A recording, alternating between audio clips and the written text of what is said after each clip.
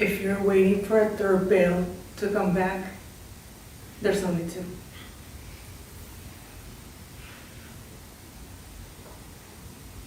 Welcome, everybody. Come back, everybody.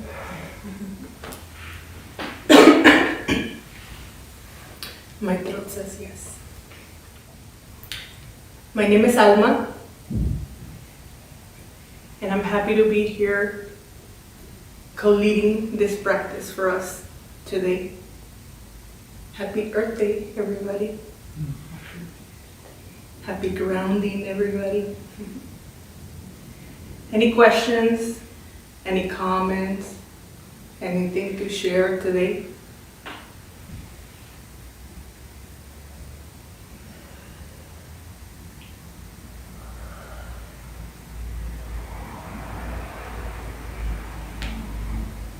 Can you talk a little bit about grounding?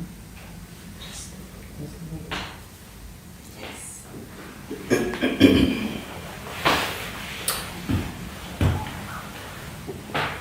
What comes to mind when I say grounding? Roots. Anybody like roots? Mother Earth, perfect timing. It is in the world of reconnecting with basics, like the ground that is holding your feet right now, or maybe your knees, or whatever part of your body is creating connection with the ground that is sustaining us, supporting us in this moment, in this place. Connecting it with meditation is in the world of bringing yourself back to the present moment. Your breathing being the source of all your brain connections, blood cells traveling through your body, potentially feeling the energy within you, potentially feeling the energy around you. For sure, listening to all the sounds around you, potentially feeding the thoughts within you. So it's in the world of reconnecting with everything that exists in the outside world, in your inner world. And when we talk about grounding, it's getting present to whatever is going on in your world. Potentially channel that energy, channel that attention towards your posture, your breathing, and within all of that, creating the awareness, body awareness, mind awareness, spirit awareness, whatever awareness you're creating. We said, being aware of what's going on around you and within you. So grounding techniques as breathing exercises, meditation, yoga, Reiki, etc. It's in the world of reconnecting with yourself and recognizing yourself and potentially creating connection or peace or whatever you're looking for today or in that moment. Does that make sense? Thank you. Anything to say about that? I just was reading about like how you're supposed to go barefoot and walk on the grass. Earthy, and, yes. Yeah, so it was very interesting information that I learned from that. Yeah, and thank you for specifying, because earthing is one of the techniques that we hear the most. Do this, do this.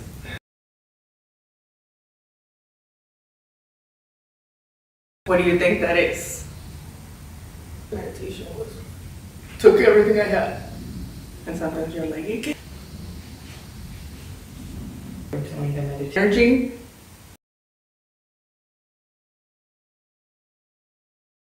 Feed, right? Yes. Be. Or you're like more connected towards the outside. I think I'm resonating with that. Yes. I'm trying to feed the second option today. right now, because I'm trying to have a conversation with all of you. But if I could, I will be with my eyes closed. Other comments?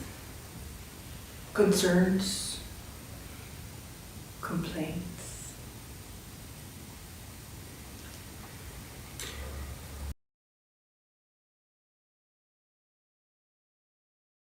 Today I'm sharing with you from the book Peace Within the Stillness. And magically you created the opening for this reading because it's about relaxation and meditation for true happiness from Eddie and Debbie Shapiro. The section that I pick, it's actually divine timing. It's called Simply Being. Simply being. Inner peace arises naturally as we go beneath the layers of doubt and confusion, fear and anxiety. It does not depend on any external state, person, activity, or condition. For true peace and happiness cannot be conditional. It cannot be dependent on anything or anyone for it to occur. As all phenomena are temporary and impermanent, so happiness based on that will be equally insubstantial, leading to disappointment and frustration. Yet, how often do we make our happiness conditional? How often do we base our joy on superficial or temporary things? When things happen, then I'll be happy. Or I can't be at peace until.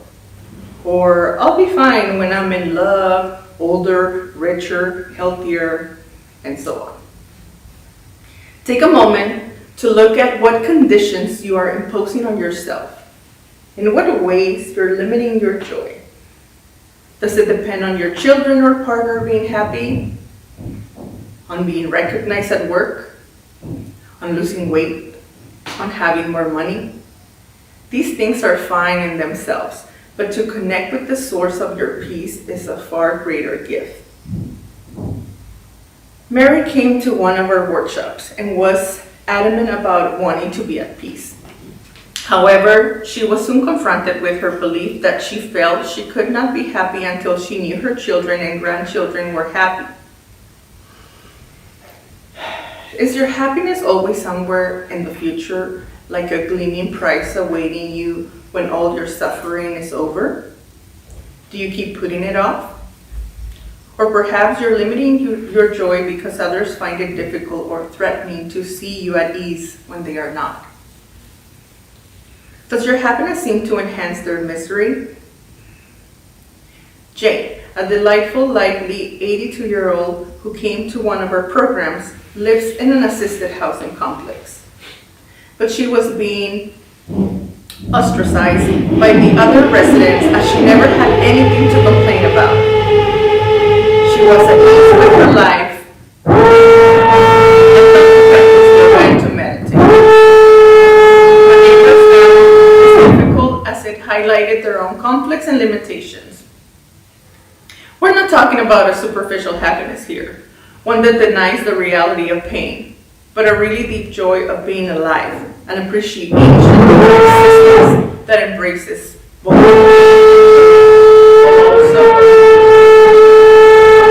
To what extent have you been conditioned to believe that you do not deserve to be happy or thought to mistrust happiness? Conditioning can be very powerful, influencing every aspect of our lives, and we rarely question its validity. Did you grow up believing that happiness never lasts, that you have to work or pay for it, or that life is meant to be a struggle? If we believe that we do not have a right to be happy, we must question that belief and look further. Being at peace in a world full of conflict and struggle does not mean we're denying the pain, but it does mean listening to our own inner truth. By internalizing our attention, through relaxation and meditation, we become aware of the depth and beauty of our own selves, of the value and importance of every living creature, every act of nature, every work of art, every moment of life. And we enter into a world of meaning and resonance. The happiness that Achan Mahadharmatam was talking about is a happiness that is always present. There is no need to look anywhere outside of us, but we will find it only when we are still long enough to be present with it. Just stop and be still is all we need to do. Just be in the stillness, breathing, letting go, being still. It only takes one moment to be still, and all the truth is within that stillness. Peace is in that stillness. When we are fully present and experience the moment in the moment, then the way out of the maze becomes clear. There are no more questions. There is no need for answers. Just be still. Meditation is the discovery that the point of life is always arrived at in the immediate moment, writes Alan Watts in Meditation. We find there is only a present, only an eternal now.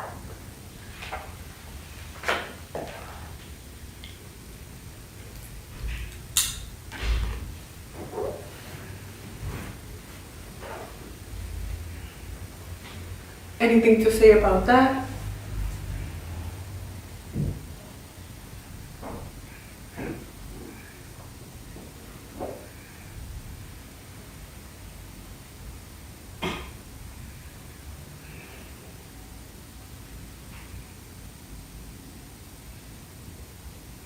Perfect. Then we get to practice more stillness and explore the limitations of our own happiness.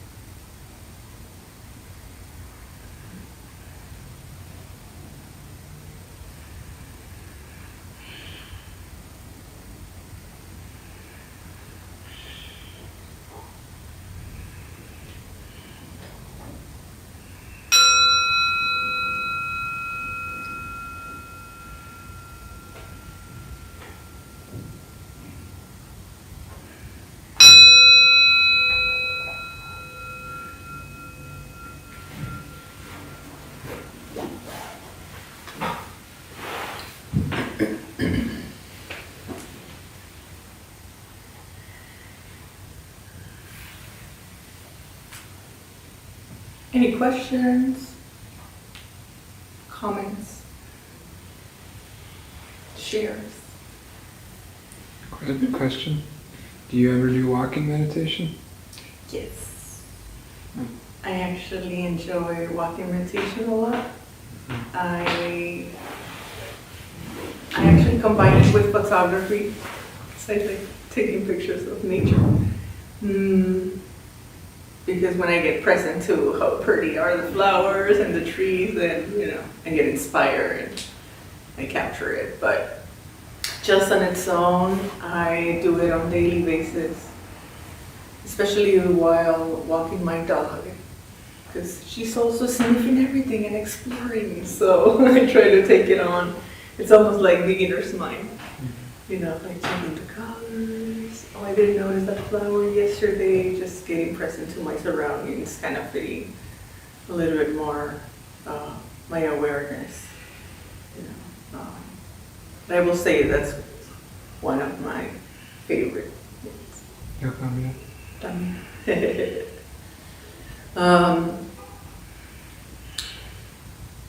That's what I like Zen Buddhism, because it can be applicable to anything and everything.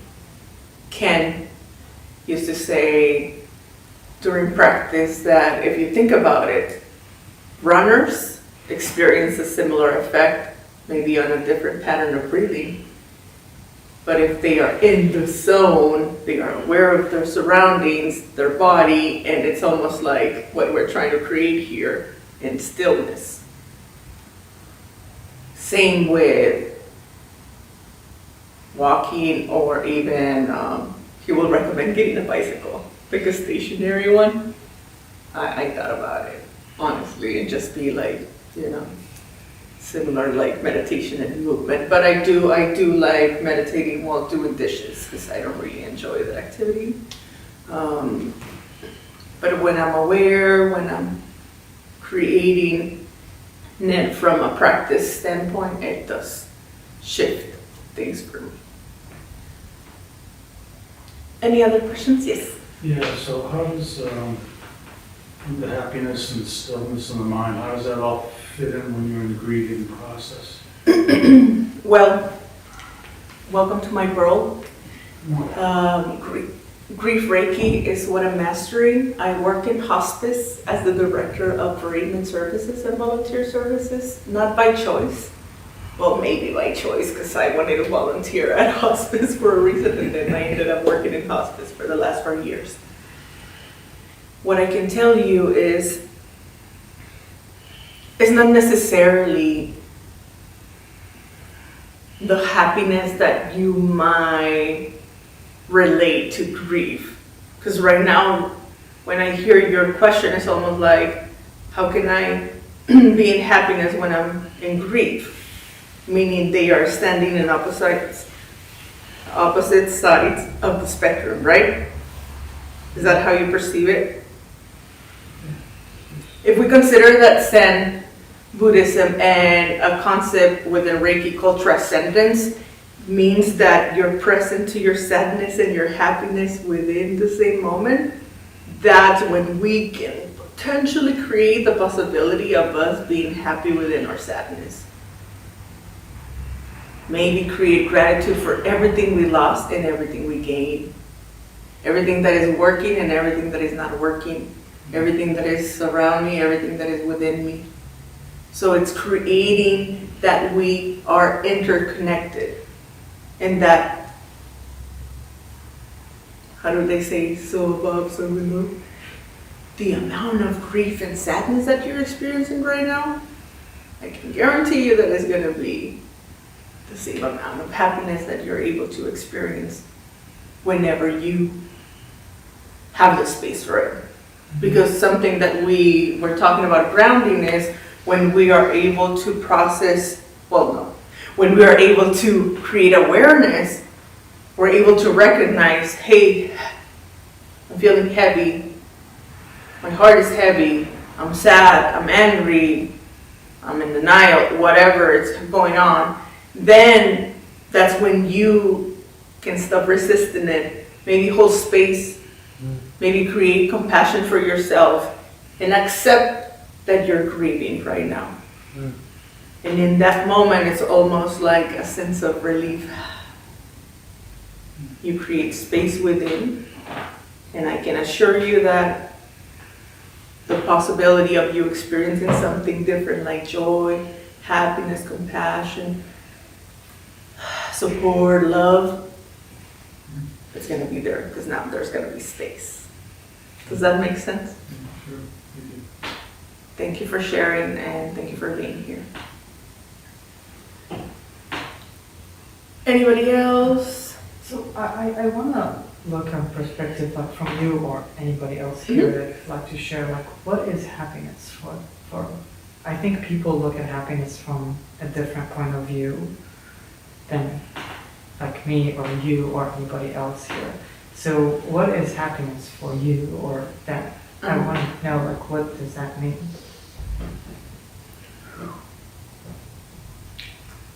I want to be like Matrix style. Like somebody else take it. I was just going to say that's a tough one. You know, two things came to mind. The first one was a line from a movie called Vanilla Sky that I watched this weekend. When this chick is like obsessed with this guy and he's like, happiness for me is being with you. That's what she said, and I was like, deep, deep, deep. Talk about conditions. No? And then the second one was, I will ask you, and you, and you, and you, and you. What happens in your body, what happens in yourself when you experience happiness? Like, think about it. Freedom. Like, you have a sense of freedom. Yeah. Maybe you're smiling. What else? Like, think about a happy moment. Like, you see somebody that you haven't seen and you adore and you miss them so much, and now you're experiencing, obviously, not practicing attachment, but just for you to go to that place. What do you experience in your body? Gratitude. Gratitude. Maybe a rush of energy. Maybe a need for you to express your affection or your gratitude for them. And if we want to take it back to the example I just gave, you're present to the outside conditions that cause that in you. So it's almost like your inner world and your outside world are present in the same moment and are manifesting in a burst of joy and butterflies and happy feelings within you. Happy feelings such as love, care, support, whatever that experience is generating for you. Thinking about people in my life, that's the place that I go to.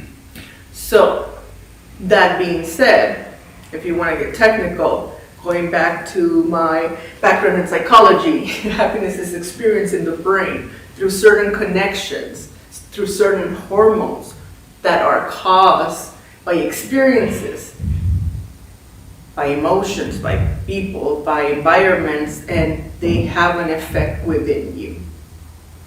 So it's external effect? Well, going back to what he was bringing up, when you're in a space of grief, even if your brain is like pushing all the serotonin, all the endorphins, it might not cause the same effect. Reality is there's a combination of internal and external sources of happiness. It doesn't matter if your conditions in the outside world are perfect. If you want to suffer and be miserable, I assure you, you're going to be suffering and be miserable because you want to hold on to whatever you are experiencing, right? If you want to hold on to grief, if you want to hold on to anger, if you want to hold on to ignorance. Those are the three things that humans hold on to the most, and the three reasons we suffer the most. So considering that, self-sabotage, and vice versa. You always seem happy. Yeah, it doesn't matter what's going on in my outside world. I declare myself to be happy today. You can also cause the same effect when you make it a declaration and a practice, or you take the time to hold space for yourself to experience happiness.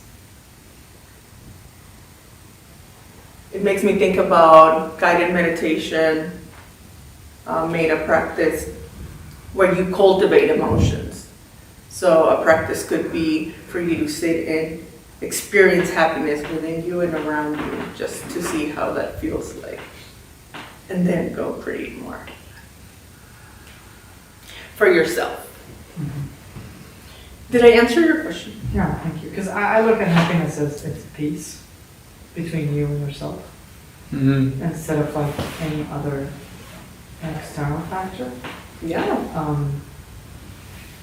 Because once you love yourself, you're in peace with yourself, accepting yourself, this is the real happiness, instead of like, oh, I'm depending on this situation, if I pass this exam, or if I have this person, or if I get that much money, buy this Right. house. It's happiness that just with time, this is just gonna go away, but Yes. within the peace in yourself, and that's the real happiness. Yes. And it does go away. Mm-hmm. And then it comes back. Yes. And then it goes away. And then it comes back. As every other thought and every other emotion and every other action that we cause. When I was hearing you talk right now, it made me think about the chakras and how joy is related to the second one, which is related to our ability to experience pleasure in life. And how sometimes happiness, it does. We do link it to our ability to enjoy our life. Enjoy. So it does create that connection to our ability to process all the other emotions. Going back to the point related to grief, the more we sit with ourselves, the more we evaluate and we are aware of whatever we are processing within, whatever is going on around us, the more space we can create to cultivate other things for ourselves. And if we choose to, for others. But first, you.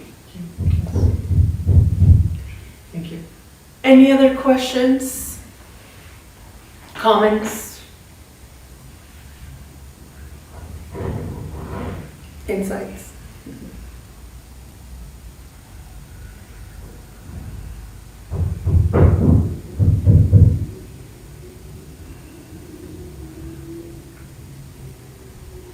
I do want to repeat myself when it comes to Zen practice, the interconnectedness, our ability to perceive everything within, everything around us, our ability to be with whatever is going on within us, and also be in the space of recognizing the sounds and the drill and, the noises around us. That's where the practice lands. For me today, I think I catch myself in my preconception of how my inner world is so separated from my outside world, and how I can drain my energy by jumping from one to the other one. When in fact, when I'm in stillness and practicing with you, and I'm able to be present with everything around me and everything within me, it's just, I don't know, it flows. Because I told you earlier, I wanted to be with my eyes closed, and right now, I just want to keep talking. I was able to break that through, because I was trying to jump from one to the other one, and that didn't work in the beginning of my practice. And the more I was breathing in, the more I was able to, stop resisting my jumping from one to the other one. I was able to just be still, comfortable in my body, and aware of everything and anything that was going on. So I feel good. I feel proud of myself. How about you? Well, if you don't have any other questions or comments, let's see. Last chance. Going once? Yes. How long have you been practicing meditation? One of my random thoughts during practice was, I'm gonna tell the group that I've been practicing half of my life, because it's a fact right now. And I think it sounds cool, but yeah, I've been practicing for more than 20 years. And I started practicing Bhakti Yoga, which is a different type of meditation than yoga. And I ended up taking on Buddhist meditation after a while and taking on some trainings. And lately, Zen Buddhism is the one that resonates more with me. But yeah, it has been a while. Any other questions?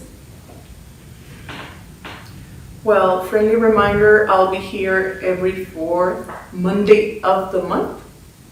I'm one of the volunteers that leads practice on Mondays. So again, fourth Monday of the month is what I'm committed to as of right now. And thank you again for your attention. We have merited with the announcements, so I'm just gonna end the live stream and then we can listen to